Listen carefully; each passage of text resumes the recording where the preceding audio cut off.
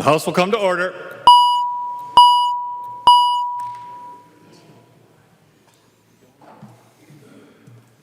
Prayer by the chaplain.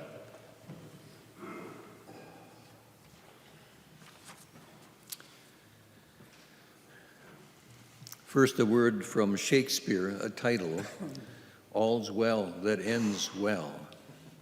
Let us pray. God of grace and mercy, in the face of frustration after long months of effort and short nights of sleep, the women and men of this chamber, representatives and staff alike, might be longing for ending well. I give thanks for them, and I pray that you grant them grace now to receive our gratitude. Many of us give thanks, O God, for their dedication, their willingness to work long hours to miss their families. We lift up to you especially two contrasting poles of public service, the Pages, new to this world of political process, and Mike Charbonneau, retiring after years of faithful service to our state, service with a smile. And we include everyone in between, first-year House members and those who think it might be time to retire, new bright-eyed staff and those who have seen it all. Yes, bless these sisters and brothers with gratitude from us all. Regardless of final legislative outcomes, assure them, O God, that in the realm of thankfulness for their care and commitment to our state, all is well. Amen. Members, the chaplain for today is Reverend Paul Rogers from Minneapolis, Minnesota. Pledge of Allegiance.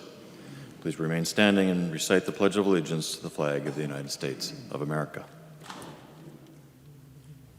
I pledge allegiance to the flag of the United States of America and to the republic for which it stands, one nation under God, indivisible, with liberty and justice for all. Clerk will take the roll.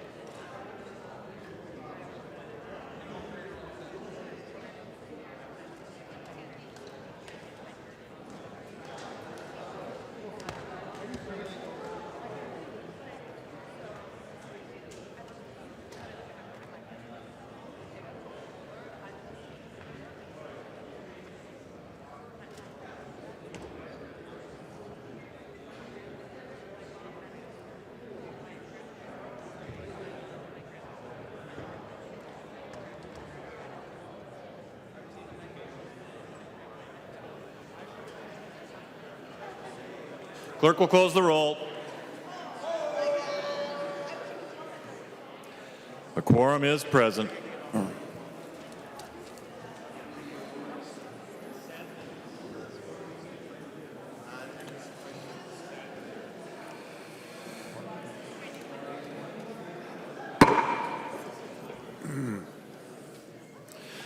Clerk will read the journal from the preceding day. Journal of the House, 90th Session, 2017, 61st day, St. Paul, Minnesota, Sunday, May 21st, 2017.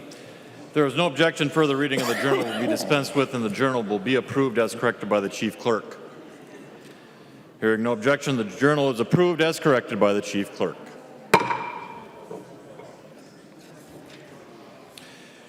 Introduction of bills. The following House files have been offered for introduction today. Chief Clerk will report the House files and give them their first reading. Introduction and first reading of House Files 2721 through 2722.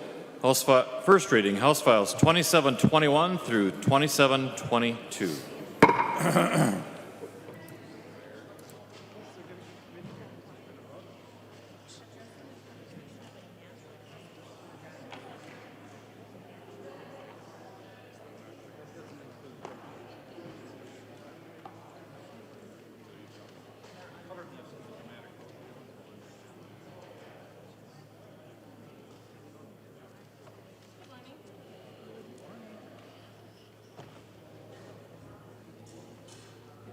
When's the meltdown today?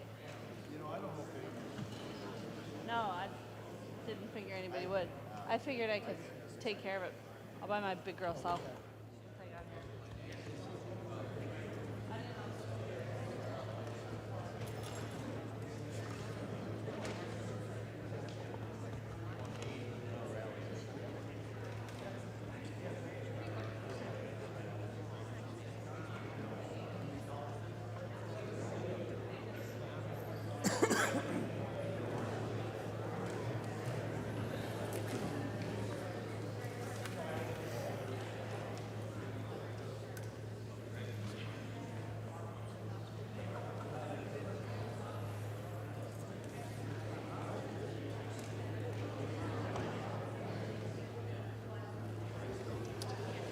Messages from the Senate.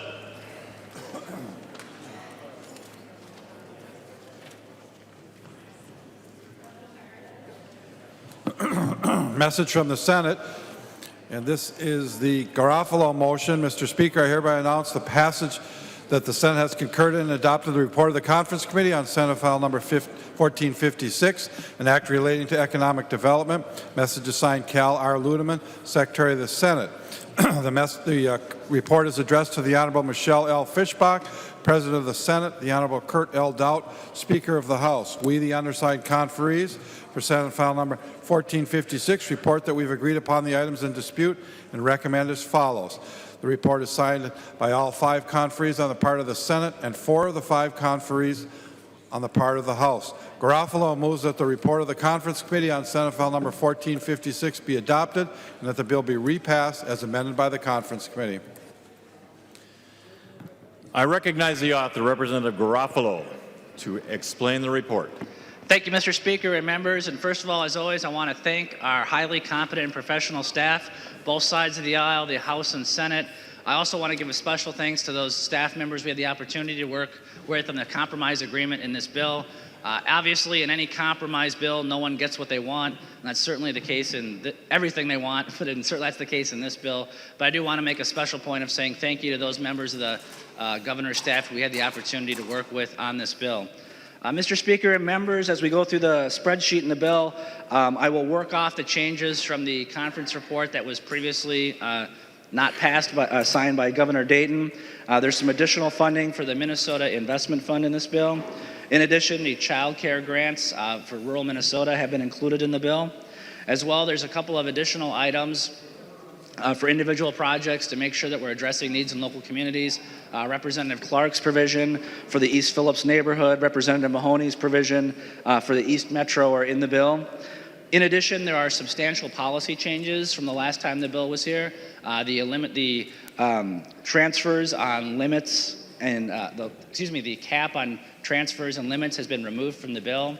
Since the passage of our last bill, the voice over IP internet provisions have been removed from the bill. A federal court case came down and was ruled that the federal government has jurisdiction over these matters, so that there's not going to be, we don't need to worry about the state meddling in that. Even though our provisions assembly would have conformed with the federal court ruling, we just made the decision to take it out of the bill. It was easier that way. There's been some changes to the Renewable Development Fund. The bill is maintaining its name of the RDF as the Renewable Development Fund. There is no $15 million or $10 million cap on each cask.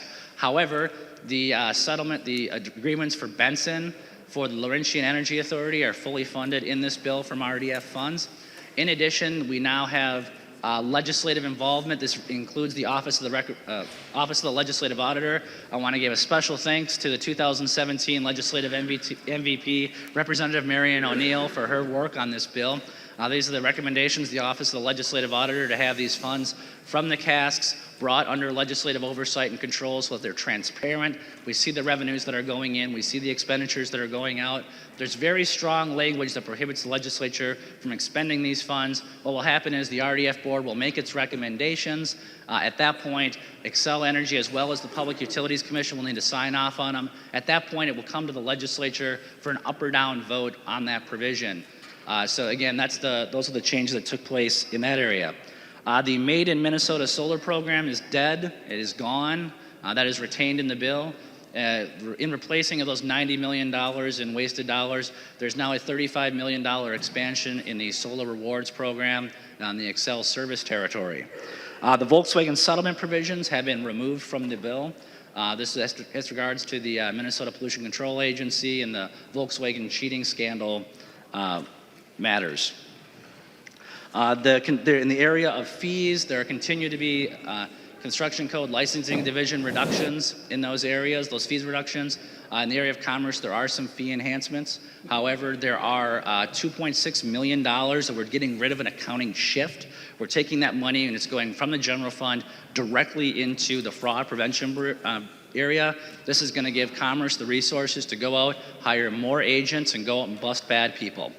The governor's proposal for wage theft prevention is fully funded in this bill, $1 million. And again, these are the bad actors in the business community. There are a small number of them, but they're ripping people off. When a person puts in an honest day's work, they deserve an honest day's pay. And the provisions in this bill that fully funds the governor's initiative. In addition, the vocational rehabilitation program for $7 million is fully funded in this bill, as well as extended employment for those with disabilities. Those things are funded as well. Certainly, there are some other policy provisions that are included in this bill that were in the previous version and have been posted since May. In any bill, there's some provisions where you're going to have to resist the Senate a little bit, and we were successful in most of those areas. I am proud of the fact that, again, Representative O'Neill's provision on the small cells language is in the bill. This is one of these things that may not sound like a big deal now, but in 10 to 12 months, when you are seeing hundreds of millions of dollars of infrastructure being invested in the state of Minnesota for the area of technology and 5G technology, this is some pretty important and pretty cool stuff that you're going to see right around the corner. In addition to that, two big economic development projects that are still in this bill. Representative Regina Barr, her work on the waste to energy project in Inver Grove Heights. What this is going to do is take water that's wastewater that's been treated from the Empire wastewater treatment site instead of going into the river. That's going to be the fuel source that takes trash, turns it into energy. $200 million of private sector investment in just that one project. In addition, Representative Rarick's work, outstanding work in the area of job training grants is included in the bill. These are small grants that go to specific employers, really helps out in rural areas and small areas where they necessarily don't have higher education institutions to work from or those locations to work from. But again, Mr. Speaker, that's a quick overview of the bill. When we originally had the bill, we were $9 million above base. With the changes in this bill, we're roughly $30 million above base. I am happy to take your questions. I want to thank members of both sides of the aisle for throughout the session giving me your suggestions and ideas of what to include and what to omit. I think it's geographically balanced, it's fiscally prudent, it creates jobs, And most of all, the big win here for Excel ratepayers over the next 6 to 7 years, you're going to see reduced emissions, and you're going to see $700 million in ratepayer savings. $700 million while we're reducing pollution. So we're getting rid of some clunky, dumb laws that are on the books right now. We're replacing them with some new, smart ideas that reduce pollution, create jobs, and lower bills. It's a bill I'm proud to support, and Mr. Speaker, I would ask for a roll call on adoption of this report. Roll call being requested. Seeing 15 hands, there will be a roll call. Discussion to the conference report.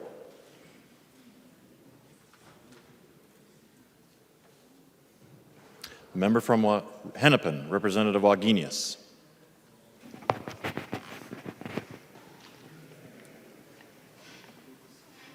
When we look at this bill, what we look at is fewer opportunities for Minnesotans for renewable energy, fewer opportunities for conservation, both in the metro and outstate, but particularly outstate where small munis and co-ops, their customers won't have the opportunities that other folks, most other folks will have. And for a caucus that's campaign saying, we will give you more opportunities to take one of the best away, is unfortunate because it saves folks money and saves energy.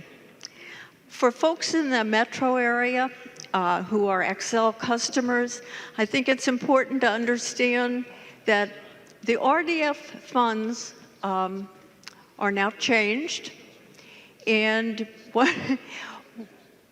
there's none left after the spending in this bill, because we're buying a cheese plant with RDF funds, and we're buying a gas plant. Neither are renewable energy.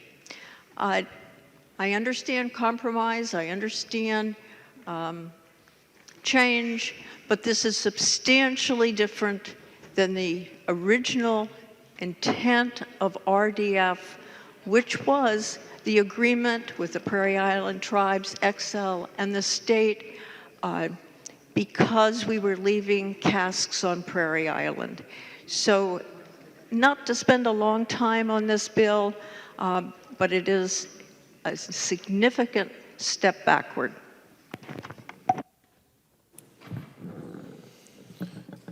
Member from Blue Earth, Representative Considine. Thank you, Mr. Chair. Will Chair Garofalo yield for a question?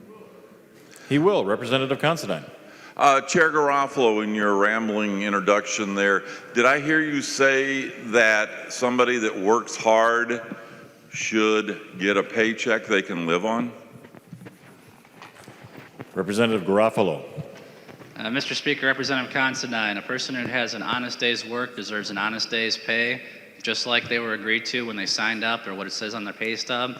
That's why I'm proud to have partnered with the Dayton administration on this, that we fully fund the wage theft, prevent the wage theft appropriation here. This provides additional enforcement. And again, we're not talking about the majority of businesses. We're not even talking about a large number of businesses, but there's a small number of bad actors out there who are just plain crooks. They're ripping people off. And what this bill does is it gives the Department of Commerce additional resources to go out and catch those bad actors.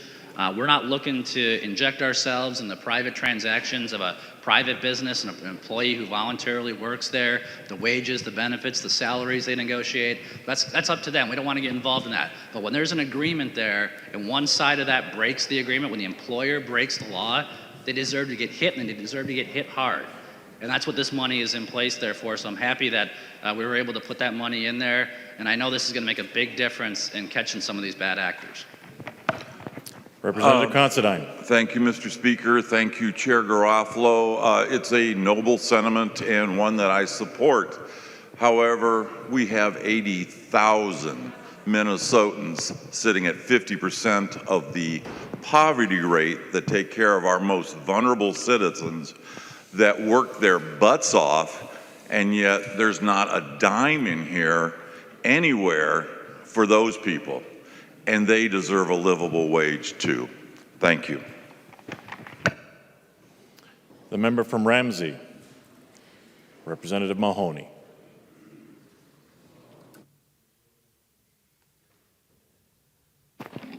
Thank you, Mr. Speaker. And I'm going to say a little bit more on third reading, but I've had a lot of members come and ask me about a few things, and Representative Garofalo has made a big point about how magnanimous the wage theft proposal is. The wage theft, in the language, there's at least 40,000 people that are affected by wage theft. And the governor's language changed most of them to a civil, like a parking ticket. You're guilty till you come in and prove that you didn't really mean to do it. Or you can pay the simple fine. The governor's language required that on someplace at the work site, you got told how much you were making, whether it was the $9.50 for minimum wage or the $950 for the brain surgeon. You had to know what you were making. And there were protections if you actually reported. So it's nice to get $1 million, a couple more people, three more people to do investigations, but their workload at 40,000 investigations for about what is now about 3 or 4 people and will be 4 to 6 people is still a little overwhelming. And if the language was in here, they could get the most egregious ones. But what I want to say about this bill on adoption is that, you know, I'm sure we've all run through this. Back in January when I saw this first bill come out, or back in February, whenever the heck it came out, I felt like I was getting hit with an 8-pound sledge. A little later, it felt like a 2-pound hammer. About a week ago, it felt like a roofer's hammer. And last night, it felt like just one big stick. I'm just god-awful grateful that today is the last day I have to deal with this bill.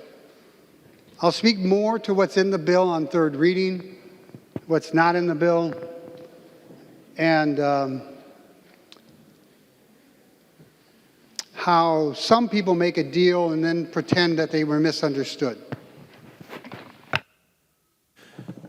The member from Anoka, Representative Hortman. Thank you, Mr. Speaker and members. Well, I just have to respond on the representation that Representative Garofalo makes that this is somehow a compromise with the Dayton administration and that they've agreed and everything's all sunshine and roses. We are in the part of the session known as round 2 of shove it down your throat if we can't make a deal on bills phase. And while the Dayton administration has been working hard to come together with Republicans to represent that they agreed to the contents of this bill is a stretch.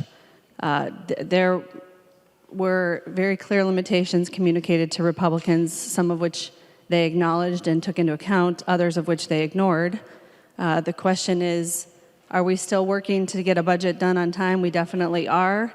But to pretend that everything that's in this bill was agreed to by the Dayton administration is just not true. Further discussion?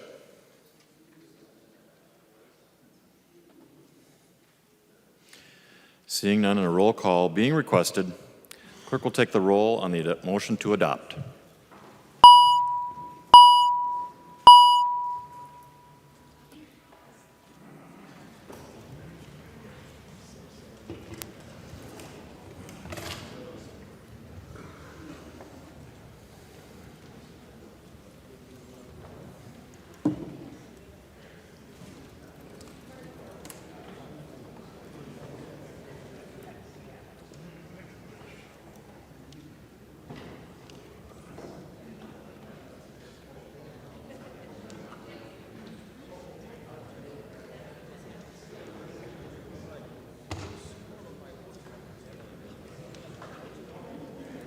Hillstrom votes no.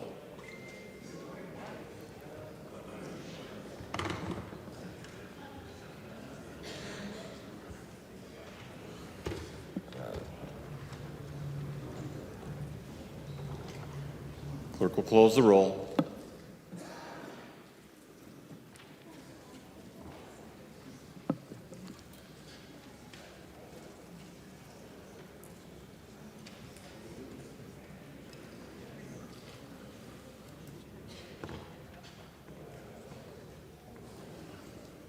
There being 82 ayes and 42 noes, the motion prevails. The clerk will give the bill the third reading as amended by conference. Third reading, Senate File Number 1456, as amended by conference. Third reading. Further discussion. Member from Hennepin, Representative Thiessen. Thank you, Mr. Speaker.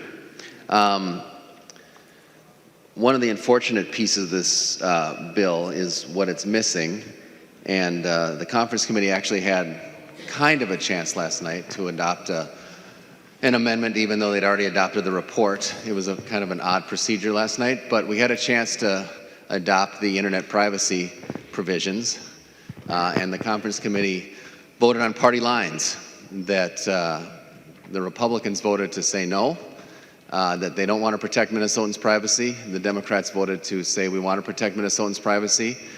Finally, we get a clear indication about which party is going to stand up for Minnesotans' privacy. So I at least appreciate that fact. But it's very disappointing because we had the chance to do it. It would have been very easy to include it.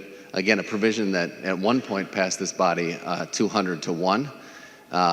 But we know now the reason why. And it's because of the folks sitting in the back of that conference committee room last night. The lobbyists for the big telecommunications companies, the big internet service providers, they said to the Republican leadership, they said to the folks on your side of the aisle, we won't take that. Even though your constituents want it, we won't accept it. And you guys bowed down to the big businesses, to the big lobbyists, and decided they're more important to you than your own constituents. And that's really sad, but really a testament to what's going on in this legislature right now. The member from Dakota, Representative Hansen. Thank you, Mr. Speaker. Would Representative Garofalo yield for a question? He will yield. Representative Hansen. Thank you, Mr. Speaker. Representative Garofalo, I did get home and get some sleep last night. I'm sure you were probably still here. Well, we were able to get a little bit of sleep. I think, like most Minnesotans, sleeping in the dark of night. But most Minnesotans sleeping in the dark of night. But I saw the conference committee report. I think Representative Metz is reading it right now, the hard copy. And I noticed there wasn't any timestamp on this one again. So just so the people that are waking up bright and fresh right now, like us, who got a little bit of sleep, what time did this actually get done last night? What time was it posted?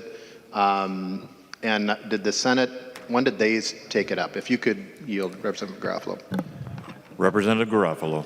Thank you, Mr. Speaker and Representative Hansen. Again, as I stated before, the vast majority of the appropriations and the policy language were in the version of this bill that the governor did not sign into law. So just keep that in context. The bill, the conference report itself was posted at about 6 a.m. this morning. I am not aware of when the Senate was or was not in session. I'm not aware of how long they deliberated the bill and how long they took action on it. I just know that it was a strong bipartisan vote that 46 members of the Senate supported the conference report. Representative Hansen. Well, thank you, Mr. Speaker. And so if it was at 6 o'clock, I guess I was incorrect. You actually posted it in the bright morning of day rather than in the dark of night. But it's wherever you posted it, the work was done without, I guess the lobbyists were there, Representative Thiessen, the paid interests were there, the special interests, the stakeholders rather than the public were there. So just to, Representative Garofalo, you and I came in at the same time, and we've had the years of hearing about the great Excelsior energy boondoggle. And so I would like, we have a lot of new members who've been here, may have not had the experience of explanation of what that is. So could you just explain to us the Excelsior, if you would yield, Mr. Speaker? He will yield. Representative Garofalo. Sure. Well, Mr. Speaker, Representative Hansen, I'll answer your question, but first I find it ironic that you're criticizing me for working at night and you're also criticizing me for working during the day. It appears that you just don't want me to work, so that's fine. I get that. With regards to the Excelsior Energy provision in the bill, back when you and I were first elected, there was the idea for a coal gasification plant in northern Minnesota. It involved some federal incentives, a little bit of the Renewable Development Fund, some regulatory extensions and streamlining of permitting to allow that infrastructure to take place. This bill spends no money on that issue. What it simply does is I believe this was carried in the Senate by Senator Tomassoni. In the House, I believe it was Representative Metza. I may be mistaken on that. But all it does is it says for the streamlined regulatory process they have, it just extends it out another couple years. We're not spending any money on it. All that we're saying is that what's currently in law, they got a little extra time to try to make things happen. Obviously, since this project, the Excelsior Energy project, was first proposed back in the early 2000s, there's been a big change in the energy portfolio of our nation. Wholesale prices are down. Wind and natural gas are clobbering every other energy source out there.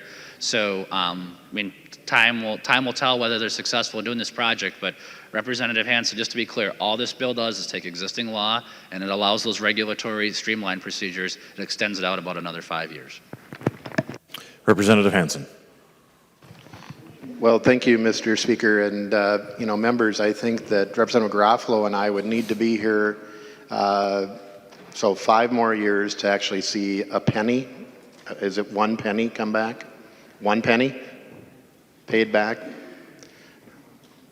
Probably should have just added in infinity in terms of the payback time, because it's never going to happen. It's never going to happen. Millions of dollars. Tens of millions of dollars. So, just that's folks watching at home. That's just one of the goodies. And again, just because it's bipartisan doesn't make it right.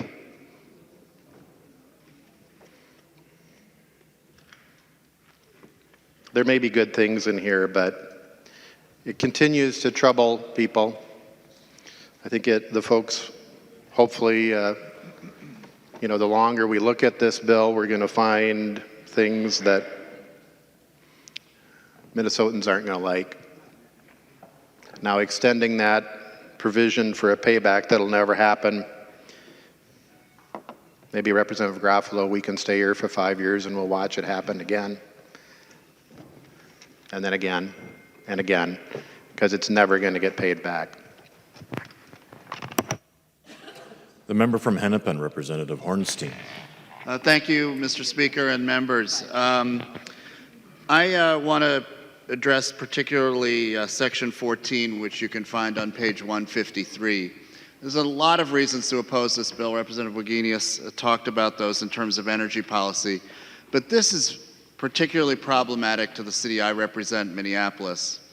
We are replacing good environmental and energy policy with very bad municipal policy. The municipal policy here is taking away, once again, local control.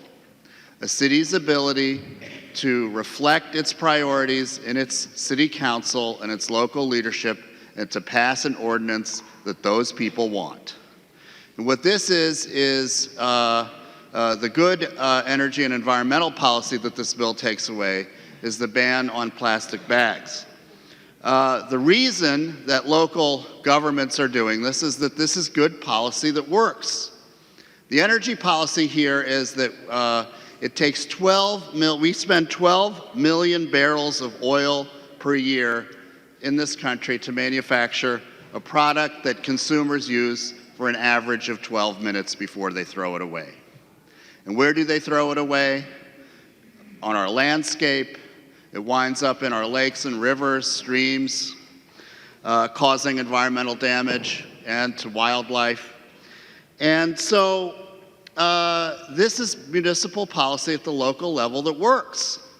In San Jose, which is a city not similar in size to Minneapolis, they have done this policy. There's an 89% reduction in these harmful plastic bags going into drainage systems. There is 60% less bags on the landscape.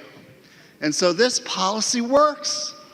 And it's policy that our local people, at the citizens at the local level, have worked through with their local elected officials. So we take away local control and then do harm to the environment and good energy policy. So this is a huge problem. I know that the executive branch objects to this provision, and we should object to it too. So members, please keep this into consideration as you vote no on this omnibus bill. The member from Hennepin, Representative Freiberg. Thank you, Mr. Speaker. This is a somewhat better bill than it was earlier, but there are still a lot of problems. You know, I popped into the committee hearing at after 1 in the morning just to see what was going on. It was still going on there. I mean, part of our job is being here during these late night sessions. Certainly the lobbyists get paid a lot of money to be there.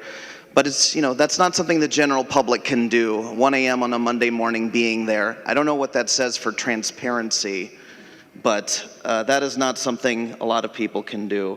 So, you know, this is a budget bill. This bill fails on the budget. It fails to make strong investments in 3 of the best job creation tools we have in the state: the Minnesota Investment Fund, the JCF broadband grants. I mean, we have a $1.6 billion surplus right now. Surely we can spend more on important priorities like that that are proven to create jobs in our state. You know, Representative Thiessen spoke about the lack of the internet privacy provisions in there that everybody wants, except apparently one member of the other body. Representative Hornstein spoke very well about the Thank you, Mr. Speaker. Spoke very well about the preemption in there, just continuing the assault on local governments that's been the hallmark of this session. You know, the small cell wireless bill was rolled in here. That's another controversial policy provision. I mean, there's just policy provision after policy provision being tucked into these budget bills. I will certainly be opposing this bill, and I'd encourage other members to do so as well. The member from Stearns, Representative Newberger. Thank you, Mr. Speaker. I just want to briefly say thank you to Chair Garofalo for all of his hard work on this. I just want to correct a couple of things. Number one, Representative Thiessen had said that the Republicans had shut down the internet privacy provision. I voted for it, and there were other Republicans that did as well. The issues that we had is that this was such a wide-reaching and complicated issue that we just need some more work, folks, that's all. And to bring it in at that late in the hour, we weren't comfortable with that Democrat amendment. So it was not just a Republican thing, and if you go out and tell your constituents that, then you're lying to them. There was Republican support for that. Also, members, if you vote against this bill, well, that's your choice. But Representative Wagenius will be pleased to know that this bill prevents 60 million gallons of phosphorus-treated water from getting dumped into the Mississippi River, which was mandated by the EPA 20 years ago. So it also reduces the energy costs on this as well. So if you vote against this, then I guess you're saying it's okay to dump that water into the river. This bill would prevent that. It's one step forward in a very important issue. So members, I'm going to vote yes on this bill. It's a great bill. And again, I would like to thank all of the members of the conference committee and especially Chair Garofalo for his hard work. The member from Candy, Ojai, Representative Baker. Thank you, Mr. Chair and members. I also stand in support of this bill. I wanted to point out a couple things that I'm especially proud of, and especially working with some members on the other side of the aisle regarding the co-op democracy bill that actually came back a much better bill than when it left here. We actually are now allowing the PUC to work with the rural co-ops to make sure that that access charge that will be taken care of with the net metering reform that we had done such a good job with, that they're actually going to now follow any PUC recommendations, which didn't have that when it first left here. I want to thank Representative Eklund. I want to thank Representative Thiessen for working with me on that bill to make sure that we gave it the best chance it had to do some really good work for rural co-ops. Your rural co-ops really need this part of this bill. I also want to thank Representative Franson for her work on child care, and the folks that last year had a grant program for child care startup businesses that was so popular last year that over $1 million was requested, and we did grant $500,000 last year, and that's back in the bill for a new round of $519,000 in grants. So folks in rural Minnesota, you need to help support child care development and business growth. So a lot of good things in this bill. Broadband got better, and we can still do more sometime, someday, but we are improving this bill as it goes along. So members, if you vote no against this, you're voting no. A lot of work has been done. This is a better bill, and I appreciate your support. Thank you. The member from Washington, Representative Ward. Thank you, Mr. Speaker and members. There are always good things in these bills. And it's easy to talk about the good things, but the hard part in conveying, communicating to the public are the things that are left out that are really important and could have been in the bills and should have been in the bills, or the things that are put in that are really going to hurt people. And one of the issues that concerns me strongly in all of these bills, and everything that I've heard in committees this session, is how we are taking away local control.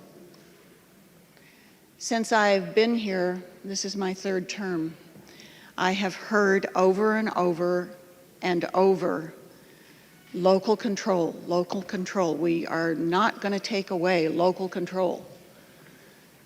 And as good as things are in some places in this bill, we are also taking away a lot of local control. I've heard from all of my communities, particularly about the small cell business. And this is a really good example of selling out our communities, their legal rights to their right-of-way, and at the expense of the citizens of the communities. It's just one example in this bill of how local communities are losing control because of what's here. The member from Ramsey, Representative Pinto. Thank you, Mr. Speaker. Members, I too am shocked at the omission of the internet privacy provision that was approved 200-1. I'm stunned by this ban on plastic bags, ban on plastic bag bans, which should right away show that that doesn't make a lot of sense. If my city chooses to make some move that you believe is anti-business, what difference should it be to your city? And in fact, of course, there are many reasons to believe that this makes great sense. But I mostly stood up to respond to something that Representative Garofalo said that I've heard repeatedly with respect to these bills, which is we don't need to worry about having only about 2 hours to review this big packet, because most of the items in this bill have been out there for weeks or months. Well, or weeks, I suppose it would be. Well, members, we are passing laws, right? Individual words matter. The word "not" makes a big difference. The agency must do something, the agency must not do something. An "and" versus an "or" makes a big difference. Like, the individual words matter.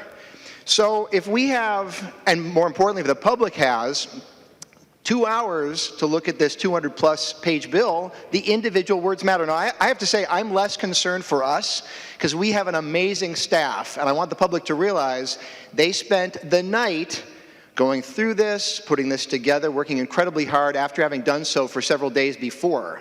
But we know that, especially because of national events, we have members of the public that are especially interested in what we do here, as they, of course, should be and have been for a long time. How is a member of the public supposed to, in these couple hours, take a look and understand the words in this bill? It doesn't matter if 99%, doesn't matter if every single word but one is the same as been out for a couple weeks, because that one word can make all the difference. So once again, a 200-plus page bill that's been out for about 2 hours, 2+ hours. Last night, the environment bill out for less than 2 hours, a couple hundred pages there too. The higher ed bill, just a couple of hours. So recognize that this is something that reduces accountability to the public, and the public does not appreciate that, nor should they. Thank you, Mr. Speaker. The member from Hennepin, Representative Carlson L.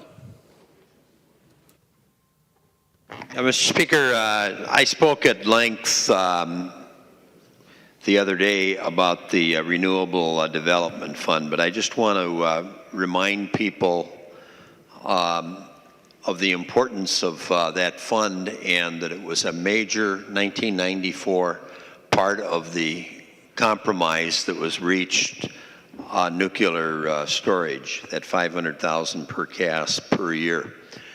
I was sitting here thinking after Representative Wagenius on adoption of the report commented about it, and if I were to go back, and I've been here almost 5 decades now, and ranked probably the top half dozen most contentious issues that this legislative body had faced, it was the storage of nuclear energy back in 1994. And those of you that are still here, I think, would probably concur with me on that.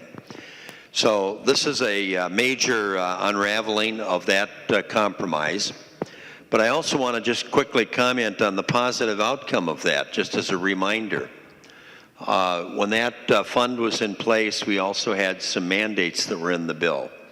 One of the mandates that I commented about the other day was that when we began to develop alternative energy, that the goal was set that there be 450 megawatts of wind energy. And that came about mainly at Buffalo Ridge in southwestern Minnesota. Also 50 megawatts of biomass. But the fund was going to go beyond that in the development of those early projects, but to continue the development of renewable energy. And that was why that fund was made what I'll call semi-permanent. The idea was that that fund was to be in place as long as nuclear storage was placed at Prairie Island. And that's still happening. At one time back in 1994, we talked a lot about the storage facility at Yucca Mountain. And the federal government backed out of that. And so that storage facility was never completed. And so this fund was to continue as long as the nuclear storage was at Prairie Island.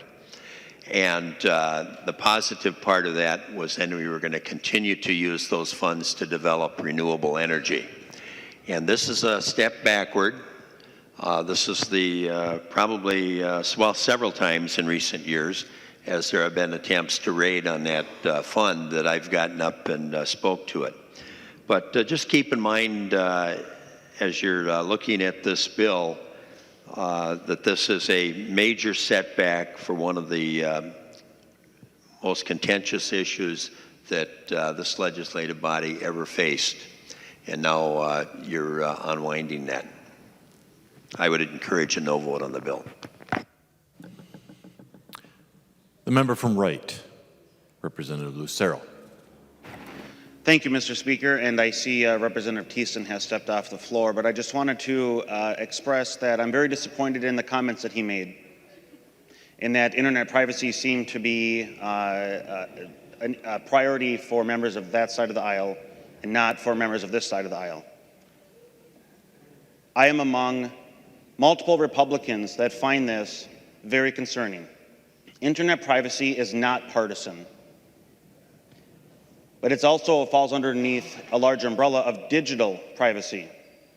The law is not keeping up with technology, and it is very concerning to myself and to many others. And I'm proud to have multiple bills on this topic with multiple Republican and DFL co-authors. And there are multiple bills that are chief authored by the DFL that have Republican co-authors. This is a very important issue, one that Minnesotans are expecting us to tackle. We need to get the law to keep up with technology. But it's not just private corporations, I think large corporations as Representative Thiessen and others describe it. The issue is also government. Government is collecting information on citizens. And we need to tackle this. On the issue of the small wireless towers.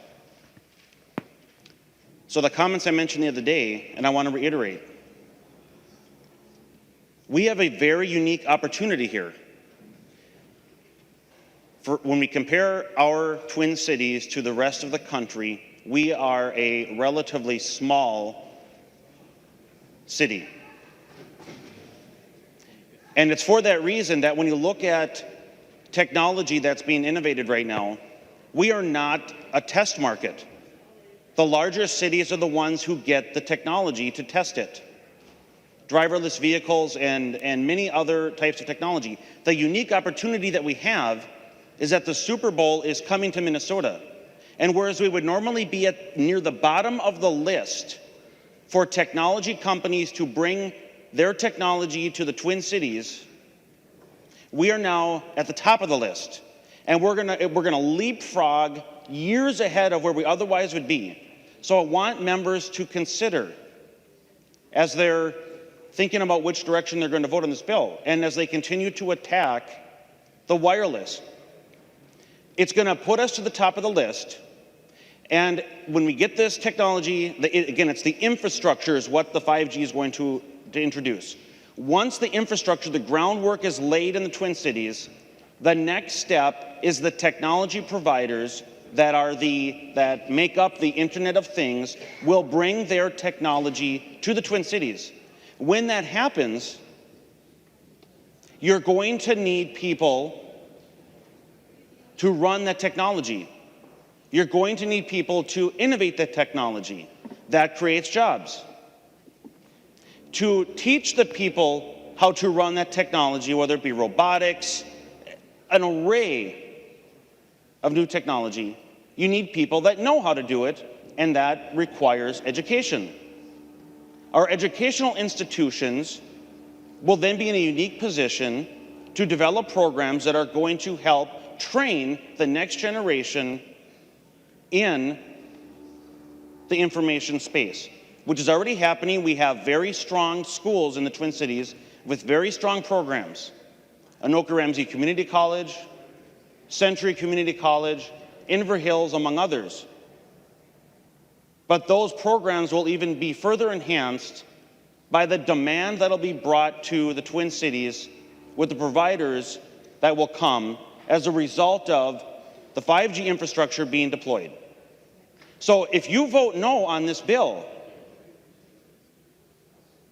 you're not only going to reduce the list, or where we otherwise would be in Minnesota in the adoption of the technology, you're going to be voting against the jobs that will come and against the academic programs that would be developed to train and graduate the next generation. And by the way, I think it was last night where we heard some statistic where the graduates of particular institutions, they typically live within the proximity of where they graduate from. So if they come to Minnesota because of the academic programs that are developed, they're going to stay most likely in Minnesota after they graduate, obviously. So take that into consideration, members, and I highly encourage a green vote. Thank you. The member from Ramsey, Representative Fisher. Thank you, Mr. Speaker. I wonder if Representative Garofalo would yield for a question. He will yield, Representative Fisher. Thank you, Mr. Speaker. The question I have for Representative Garofalo is going to focus around lead abatement. I kind of thought when the bill left the floor that there was some provisions in addressing lead abatement through the Minnesota Housing Finance Agency. I know one of the things that is real important for our society is to protect those that are most vulnerable. And for those that are in ages of 1 to 6, these are the most vulnerable people we have in our society, and lead poisoning impacts them greatly. And when they suffer lead poisoning, it requires services from insurance, from Medicaid, reduces their ability to have jobs, etc. And I was wondering what happened to the provision on lead abatement. Could you please explain that to me? Representative Garofalo. Mr. Speaker, Representative Fisher, thank you. That's a fair question. I believe you're referring to the language that Representative Clark offered in committee, and we accepted it in committee included. As the process is going forward, there was a broader discussion around the area of workforce housing in the housing finance budget. In addition, there was a broader discussion about whether there would be operating agency reductions or not. And specifically, the big fight was over whether we would be in the Department of Employment and Economic Development or in the area of housing finance. There candidly was a strong difference of opinion between the House and the Senate on how to address the area of workforce housing. It kind of sucked the oxygen out of the room. A lot of times in these policy discussions, unfortunately, there's a debate over, which chamber had them or who's advocating for them. It's one that I support. It's one that I'm confident that we can take action on in the future. But it's just something that didn't make it into the conference committee, not as a result of any organized opposition or any members of this body working against it. It was just simply a matter of sometimes people are just not willing to accept policy they haven't had a chance to vet, and that was the case of the other other people who are working on this conference committee. Representative Fisher. Thank you, Mr. Speaker. Thank you, Representative Garofalo, for answering that. And I can understand that at times some issues can suck the air out of the room when you're dealing with them and other things get missed. And I guess my frustration a little bit, and I appreciate what it sounds like you're fighting, doing what you could for it, is that this goes right to the core of some of the issues that we deal with in a bigger society. We have children so often that are struggling in school, and many of those children are also dealing with the issues where they've had lead poisoning, and which ends up requiring extra services. And even with those extra services, they're not going to perform at the same level as everyone else. And as a result, when you talk about workforce housing, at the same time, we're not doing things that will make sure that we've got a workforce that is going to be available in the future to serve our needs because of lead poisoning, because it's irreversible once that damage occurs. And I would encourage in the future that we come back and fight for that, because this goes to a core of so many other issues that we try to address here in the legislature. Thank you. The member from Ramsey, Representative Pinto. Thank you, Mr. Speaker. Members, my apologies for speaking again, but I could not resist responding to a point made by Representative Lucero. And so I wonder if my friend and colleague, Representative Lucero, would stand for a question, Mr. Speaker. He will yield. Representative Pinto. Representative Lucero, I understand your point that you say Republicans care about internet privacy. You pointed to the bills you've introduced and signed on, et cetera. But the fact is that Republicans control the House, the Senate. I haven't heard any objection from the governor. And the provision in question here passed 200 to 1, so there couldn't be any objection to the content. So my question to you is, where is the internet privacy provision? Representative Lucero. So, Mr. Speaker and Representative Pinto, when I read the language of the amendment, Representative Thiessen's amendment the other day, it is good language, but it's not great. It's not comprehensive enough, and that it needs more work. And it's for that reason we don't want to rush into this. So again, I'm supportive, and I know many of the colleagues on this side are supportive of it. But again, it's something we can't rush into. We want to make sure it covers all areas of digital privacy. Representative Pinto. Thank you, Mr. Speaker. Well, Representative Lucero, I credit your point that it should cover all areas of internet privacy, but I think it's probably better to cover some areas than no areas, and that's where we're at right now. So apparently the provision was good enough to have 200 legislators vote in favor of, including many, many Republicans. And so right at the moment, it's out altogether. So Republicans in control of the House and the Senate. Republicans in Congress have voted against similar provisions. And so I think it's a fair conclusion for Representative Thiessen and others to draw that when it comes to commitment to internet privacy, the words are not backed up by action. Thank you, Mr. Speaker. The member from Dakota, Representative Mason. Thank you, Mr. Speaker. Members, We've talked a lot about the small cell wireless provision, but I still want to go back to it because what's happening here is so very, very troubling. I just cannot believe that anybody that has served in local government is willing to support some of these positions. What bothers me most is that the Republicans, in their absolute arrogance, think that what they think is most important is more important than what our communities and our residents want. There is no question, and again, you keep bringing in all the benefits of technology. Do you think our cities, our residents don't understand that? But what you're doing here is you are setting yourselves and those large corporations against cities and communities that do not have those resources. That, to me, is just absolutely wrong. I just cannot believe that you are willing to do this, no matter what you believe as far as the technology. The technology is not the point.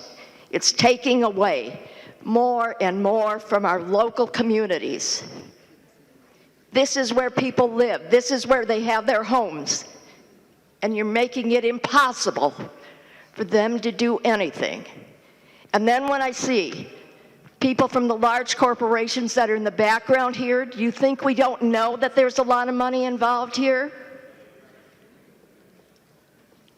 Again, I'm sticking with our cities, our residents, against the arrogance of the Republicans and the large corporations. I'm voting no. The member from Olmsted, Representative Liebling. Mr. Speaker and members, I also raised my hand to respond to Representative Lucero. You know, it's, wow, I'm amazed. You know, we should, the problem with the internet privacy was that it wasn't good enough, that it was rushed. This whole budget is rushed. If that's the reason, you shouldn't be voting for this bill. This bill just came out a couple hours ago. But I really wanted to talk a little bit more, and a couple of my colleagues, Representative Mason and Representative Pinto, addressed this a little bit. But Representative Lucero, I don't doubt that you have real concerns about privacy of data. I know that you do. You know, but we have to really talk about what the dynamic is around this place. It's one thing as an individual member to say, I'm for this, and I filed a bill. But where the rubber meets the road is that when you're in the majority, your leadership works for you. Members need to understand this. Your leadership works for you. You do not work for your leadership. And this bill can only, that provision can only be dropped, and this bill can only go forward without it because members are complicit in that decision. And you're complicit in that decision if you don't go to your leadership and say, this is so important to me that I won't vote for this bill if you don't take care of this issue. And if members did that, you better believe that it would be taken care of. So why doesn't that happen? And I'm not just saying that happens on the Republican side. When Democrats are in the majority, it happens on the Democratic side too. And why? And why? We have really good campaign finance laws in this state. I mean, they're pretty good. They could be improved. We're limited as individual members in how much money we can take from a PAC and from a lobbyist, and that's good. But our caucus is not limited. And the special interest money flows to our caucuses. Now, individual members may not even know that that's happening, but it is happening. And so a lot of times the decisions that are made around here are made because the special interests are dumping money into the caucuses or promising that money. And I don't know if that's happening in this individual case, but I sure suspect that it is. And that is a problem. It is big money is a huge problem in our elections. It's a huge problem in our government. And so when you have lobbyists for big corporate interests sitting in the back of the room and then something happens, it's a little suspicious that that's what's going on. And so individual members cannot duck responsibility for that. The system's kind of designed to help you duck responsibility, Representative Lucero. And I know that you're new at this, and I know that you're a very sincere guy, and you really believe in this stuff, and I appreciate that. And I know that you actually are perhaps one of the few people who is willing to buck leadership on some stuff. And I appreciate that too, because there's precious little of that around here. But we got to understand that the big money is flowing.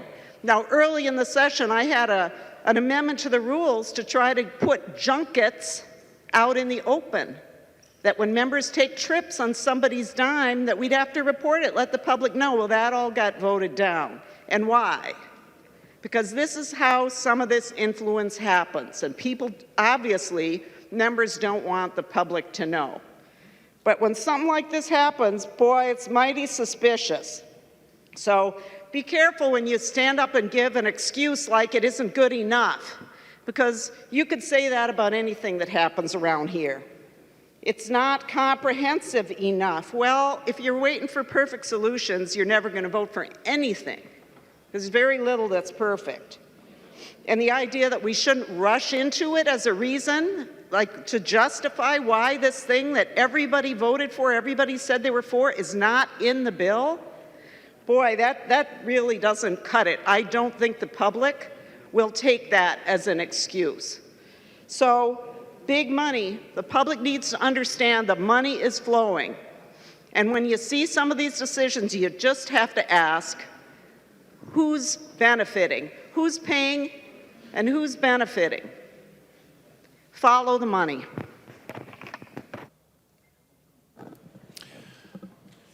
The member from Olmsted, Representative Sauk. Thank you, Mr. Speaker. Representative Lucero, I want to first say I have no intention of taking shots at you, but what I do want to do is to use what you said to illustrate a point for all of us to learn from. So if you will understand that this is not taking shots at you personally in any way. First of all, I have a question, so if Representative Lucero would yield. He will yield. Representative Sauk. I want to be sure that I'm factually understanding correctly. Is there right now, as let's use Verizon as one of the small cell installers, as they are contemplating this and we are passing a state law so that Verizon can come into International Falls and put in small cell. Oh wait, that's a joke. I think what is being talked about is Verizon and the plethora of other vendors are actually considering at this point, to my knowledge, to install small cell in the metro area, in the large urban center that it is. And if you could just confirm that that's true or confirm that it's not true. Representative Lucero. Thank you, Mr. Speaker. That is my understanding. I have not been part of the conversations that Representative O'Neill has been working on in the negotiations, so I don't know specifically, but that's my understanding. When it comes to technology, naturally, it's very expensive. And so the vendors have a vested interest, obviously, in bringing in technology to the larger metro areas first. And as I was mentioning earlier, it's for that reason that Minnesota is normally at the bottom. Technology vendors want to, especially on the early adoption, the test markets, they put them in the large population centers. And again, I can't stress enough, we have a very unique opportunity to bring them into Minnesota to set that groundwork. And another point, one other hindrance to vendors coming in is regulatory uncertainty. To have a patchwork across Minnesota is not conducive to bringing in the technology. Think of this as an infrastructure, as any other infrastructure. It could be your gas lines, natural gas. It could be power, electricity. It could be roads and bridges infrastructure. Any infrastructure. You need to have uniformity, and that's what this bill is going to allow. It's a digital infrastructure.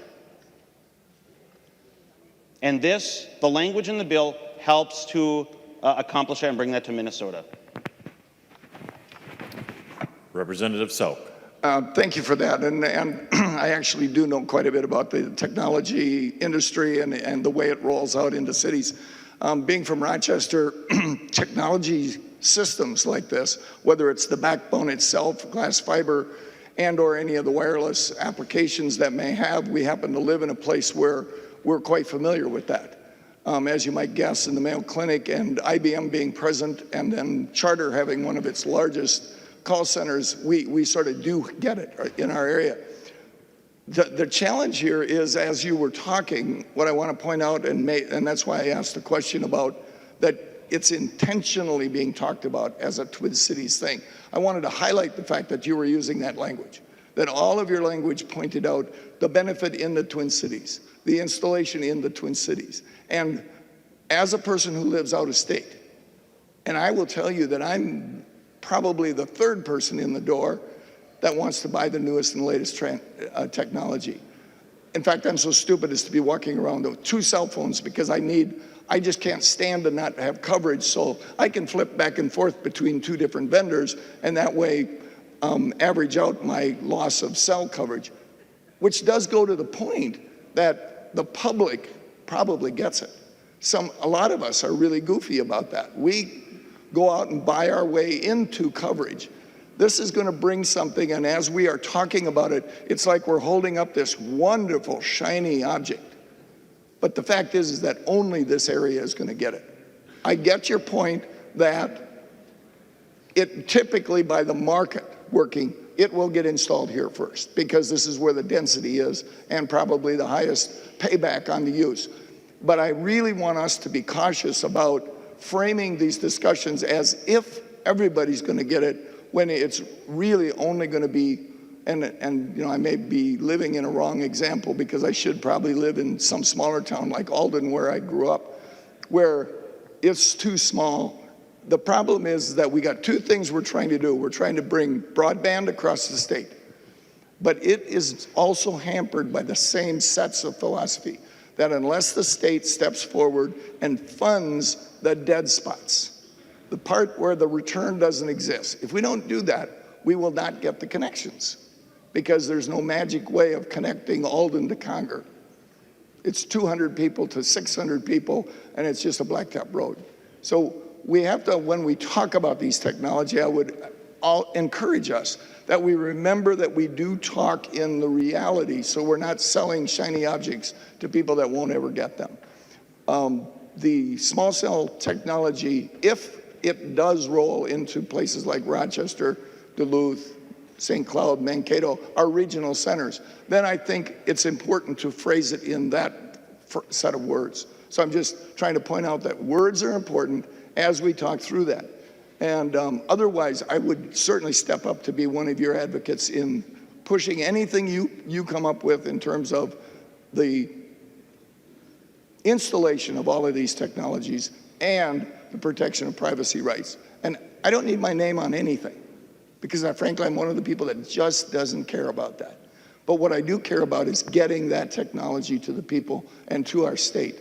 And I think that we are way behind, and we need to move forward, both in the broadband question and in the installation of latest technology. So thanks very much. The member from Washington, Representative Detmer. Thank you, Mr. Speaker, and members. You know, as you know, I don't get up a lot to speak, but going through the bill, I want to thank Representative Garofalo for the words, not only the words, but also the money that you put in the bill for our veterans and also our youth and our schools in terms of your workforce development programs that we're looking at in our schools. You know, the trades, the construction trades are always looking for new workers, and I think a place to start is in our public schools. Not all students need to go to a 4-year college for an education. We have the trades that we're really have a shortage of workers, and it's going to be getting even worse as we go down the line. I know the helmet to hard hats programs that we have for our veterans is an outstanding program, and also we have many veterans-owned small businesses that are listed in here that we need to really look at what we're trying to do for our youth programs in our schools, our middle schools, and also for our veterans that are coming off active duty and back in the workforce. So thank you, Chair Garofalo. The member from Blue Earth, Representative Considine. Thank you, Mr. Speaker. I've now heard several members of the majority, Representative Baker being the most recent one, about how much better this bill is. Kind of begs the question as to why was such a lousy, inadequate bill initially submitted. I think it points to the fact that the majority was very disingenuous with their initial bills and their initial proposals to this body. Thank you.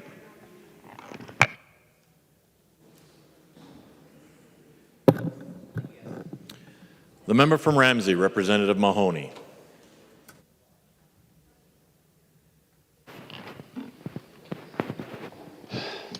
Where to begin? Where to begin?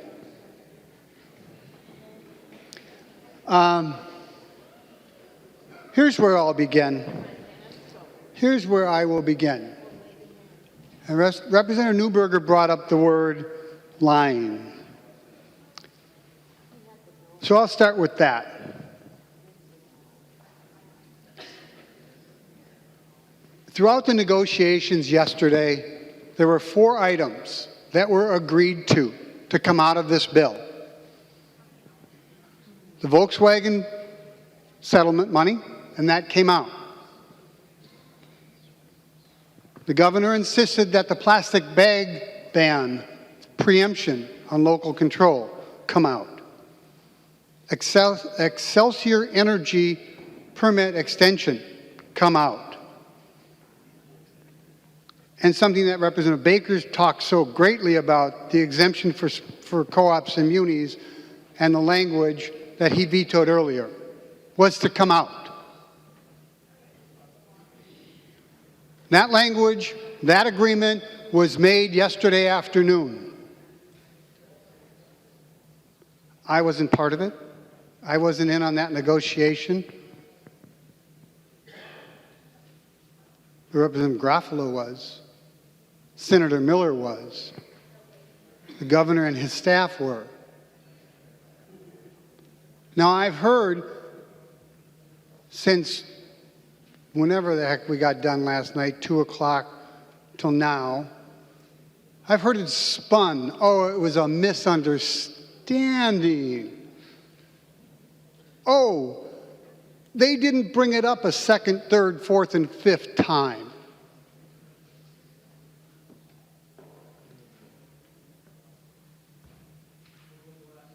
The governor and his staff expected those 4 things to come out, and one of them did. There was an agreement to pull that out. You can spin it any way you want. You can pretend you're in junior high talking to your parents about why you got caught. But you got caught. You cut a deal, and now you're trying to shove something down the governor's throat. I'm going to recommend to the governor that he veto this bill because we're coming back. We're coming back next week. We could send this back to conference and take care of it. There's another vehicle bill. We can put that in. We can put all the language and take those other 3 things that were agreed to out. Internet privacy. We'll go to that one. I've heard the arguments here, and from your side saying it's not ready for prime time, it's not this, it's not that. We had 2 really good lawyers work on that language. And I listened to that amendment last night. It covered the basics. It covered the basics so that if I'm looking on this internet someplace, somewhere, those companies cannot sell where I went to look. Not too explicit, not too crazy. It's a basic. It says you can't sell my information for profit unless I give you permission. Period. Not hard, pretty simple, easy to understand. Even an old retired construction worker could understand that.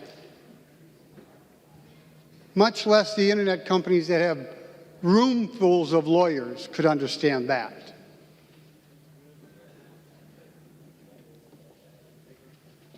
And the feds are actually working on this. And in the atmosphere in D.C. right now, unless we have something in position, we won't have a position. We will be overridden by the feds. And if you think that the D.C. is going to take care of us out in Minnesota, forget it. Unless we do it today, unless we do it this week, the feds will allow all of our information to be sold. And yes, it is on you. It is on your side of the aisle because you have control. You had 200 out of 201 legislators that said yes, and you caved because somebody asked you to.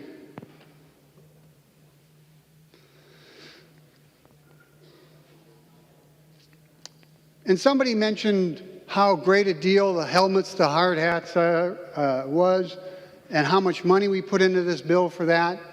Good idea. But understand that the trades have been doing that for up to 20 years. We didn't need to come here. We did it ourselves. Much like the other piece that somebody mentioned about a stipend for high school students to go into the trades or get vocational training. If you want vocational training for students, put in the $250 million so our schools can put those back in their schools. Don't sit here and say we're going to have some kid bus from this place to that place. Put the money back in the education bill and have our schools build those small. They don't have to be big, but they're expensive. You want our blue-collar engineers in manufacturing, in internet coding, and all sorts of other professions, put the money to it. We have a surplus. I'm going to spend a little time going over what's in this bill in terms of money, what's policy's been taken out, what's still in it. But I needed to get that off my chest because I'd heard so many silly things coming from the other side of the aisle that I was starting to get even more cranky than I was at 2 o'clock this morning, which was pretty hard because when I got home, my wife had made key lime pie from scratch. And I was too cranky to even bother to look at it and eat it. So I'm getting to that point, listening to that silly crap coming from your side of the aisle about internet privacy and all this money going into workforce. We didn't have one hearing on workforce this year, period.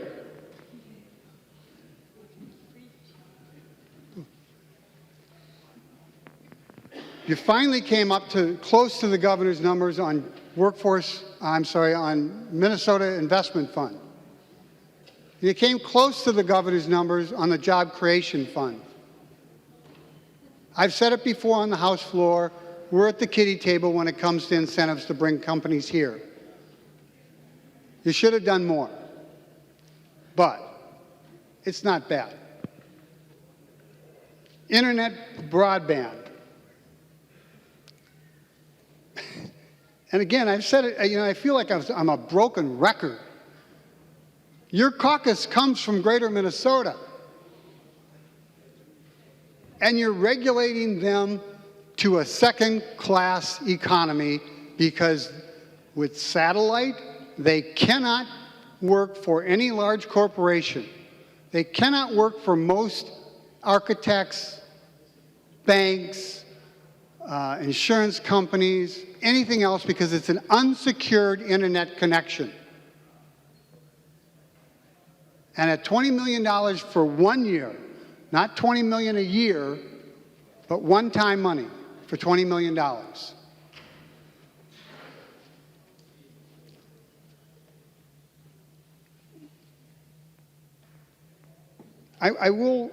I can't quite follow how you did all the equity, and I've had it explained to me twice, but I know you cut it.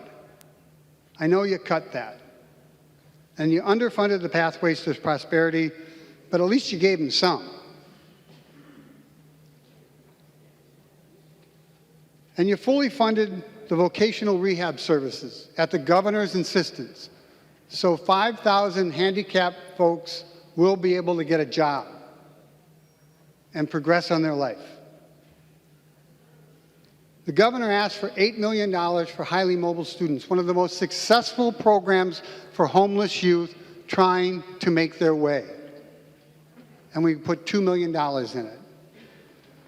It's that old, what's that old saying? You just let somebody wet their nose. I'm still trying to figure out if there's any money left in the RDF. $20 million for Benson, for a cheese plant in Benson. It's not quite a renewable energy, but it's a cheese plant. $34 million for Laurentian natural gas plant. $40 million for solar rewards. Okay, that's renewable energy. I'm not entirely sure, and I did ask this question and no one could answer it last night, $1 million from the RDF for the 21st Century Mineral Fund. I got no idea. I asked it last night. Even the Senate couldn't answer me what it was. But at least you took a few things out. At the governor's insistence, because you did not give up these easy, you took all the pipeline language out. All the exemptions for certificate of need. Thank you.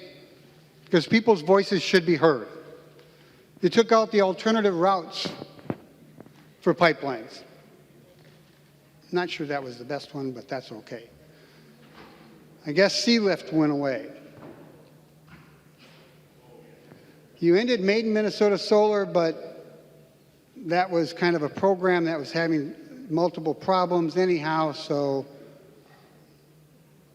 you put the money elsewhere, I guess. I spoke to the idea of the net metering disputes with co-ops and munis that the governor vetoed that you put back in the bill, even after you agreed to take it out. You kept the plastic bag preemption, even after you agreed to take it out. I know we're all tired, but you could take notes on what you agreed to. The Excelsior Energy.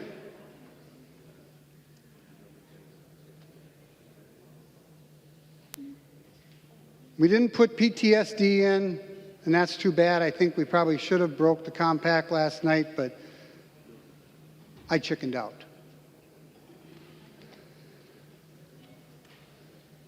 You took out the VoIP. You took out the Volkswagen settlement language. It's good to be 25% honest.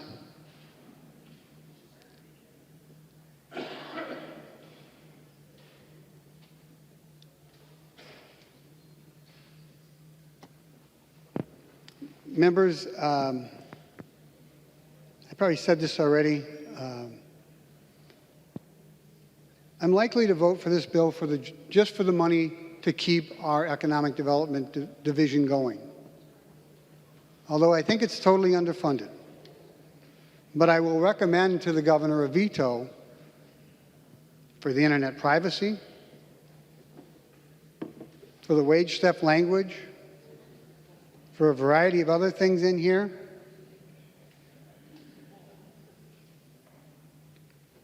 Oh, wait a minute. I do have to ask this one. So last night, we passed the bill, kind of in an odd process, spending a tremendous amount of money out of the RDF.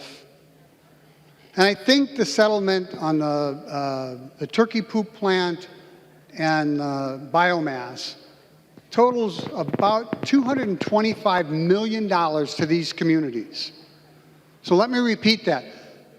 These settlements that we're taking money out of the RDF to backfill, in its total, is about $225 million. And last night we had an amendment that asked the state auditor. I took the Office of Legislative Auditor out of the language and just asked for the state auditor to look at it, to tell us if the money was going where it was meant to go. And you voted against accountability for $220 million. 225, I'm sorry. But you get that big, what's $5 million amongst friends? And that was an amendment that should have gone on. We need to be accountable, and it couldn't get 3 votes from the Republican side, and it couldn't in the Senate or in the House. So members, this bill, as I said earlier, you started out beating us up with a sledgehammer. You moved to a 2-pound maul, to a roofing hammer, and now you're just beating us with a stick. This could have been a much better bill. We could have actually worked on workforce training. We could have done better things. We didn't. But at least you're funding our economic development, which is really, really important to me because that creates jobs in the state. But I will tell the governor publicly, if he vetoes this bill, I'll vote to sustain his veto. The member from Dakota, Representative Garofalo. Thank you, Mr. Speaker. Thank you, members. A couple of quick comments. And this is a message for a bipartisan group of legislators. I like to call them the Thin Skin Caucus. It transcends both sides of the aisle. Members on my side of the aisle were, oh, I can't believe Representative Mahoney's saying this, and oh, Representative Mahoney's being so mean. Members, go back and watch the tape of when I was in the minority and what I did to Representative Mahoney when he presented his bills. He's been a pretty nice guy to me this session. So just lighten up a little bit, everyone. I do want to address a couple of serious things, though.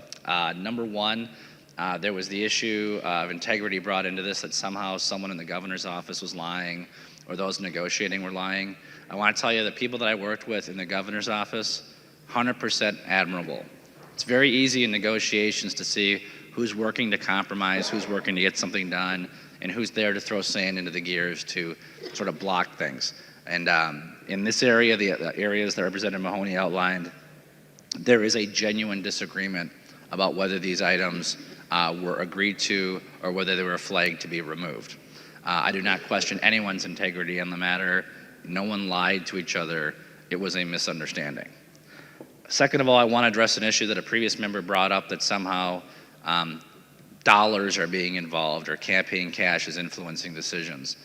Members, this is an accusation both sides throw around far too often. Minnesota is a clean government state. Okay, we're not Illinois. We're not New York. It's one of the reasons why Minnesota works. We have deeply passionate differences on many issues, but make no mistake about it, this is my 13th year in the legislature. I have never witnessed, participated, seen, been offered in any way, shape, or form anything close to related to bribery or things we've seen in other states. And I know that that's the case on the other side of the aisle. I would caution members on both sides of the aisle to be a little bit more prudent in your comments about those areas. We have different philosophical differences in views. We have those things because we believe different things. We have some values that are different. Money's not the reason. That's not the Minnesota way. A couple of things with regards to issues on the bill. Obviously, internet privacy was talked about. It's disappointing we didn't reach an agreement on that. The FCC will be taking action on this. If they're not taking action on it with their open rulemaking docket, we're guaranteed to be back at this again a lot sooner than people realize. People have brought up this mythical cheese plant in Benson. I've reviewed the bills a couple of times. I do not see a cheese plant in the bill. There certainly are dollars available to the community of Benson to offset the economic distress that'll be caused by the turkey litter plant being closing.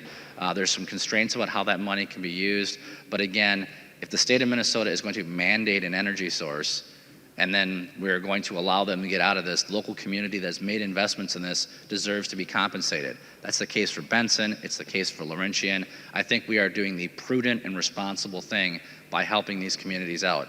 Those who were advocating that we not help Benson or not help Laurentian, I'm sorry, you're just flat wrong. We're saving money, we're reducing pollution, we're helping these local communities out. It's the right thing to do. It's the reason why it has bipartisan support. I do want to thank members on both sides of the aisle for the vote. Again, I want to thank the governor's staff who I've worked with on this. I would ask people to resist the urge to have legislative amnesia when you're criticizing ideas or proposals that are coming forward. And as we go forward, it's obvious that there's always going to be policy provisions and provisions in some of these bills that you're going to object to. That's what compromise is. Geez, I'm the author of the bill. There's things in here I'm against.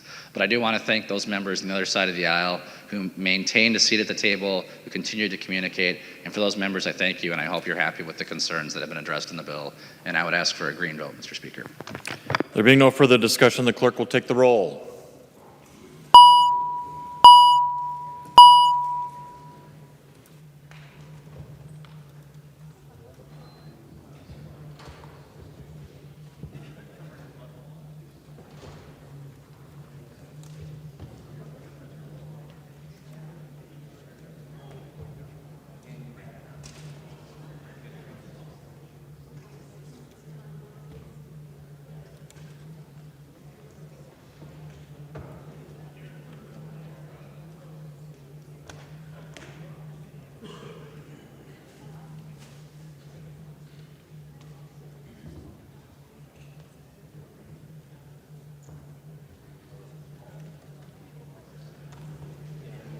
Clerk will close the roll.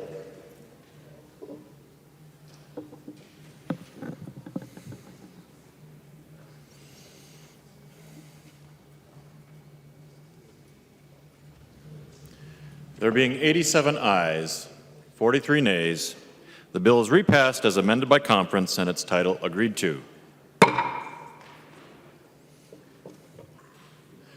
Representative Fabian. Thank you, Mr. Speaker. Mr. Speaker, I move a recess, to call the chair or approximately 11 o'clock. Representative Fabian moves a recess to the call of the chair until approximately 11 a.m. this morning. All those in favor signify by saying aye. Aye.